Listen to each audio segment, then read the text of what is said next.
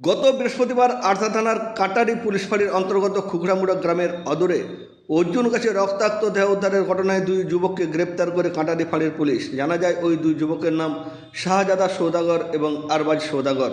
তাদের বাড়ি আরসা থানার কমিটি গ্রামে।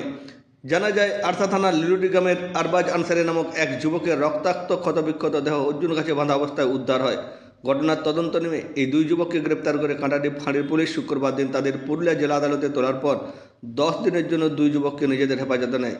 কাটারি ফাঁড়ির পুলিশ জানিয়েছেন, মৃতদেহ উদ্ধারের ঘটনার পাশাপাশি তদন্ত নেমে এই দুই যুবকের কাছ থেকে উদ্ধার হয় মৃত আরবাজ আনসারির টোটো গাড়িটি এবং ওই দুই অভিযোগ যারা স্বীকার করেছেন তারা পুরানো শত্রুতার জোরে তাকে খুন করেছে বলে স্বীকার করেছেন। তবে এই খুনের পেছনে আরও কে বা কারা রয়েছে বিষয়টি তদন্ত করার জন্য ওই দুই ভাইকে হেফাজতে নেয় 10 দিনের জন্য কাটারি ফাঁড়ির পুলিশ।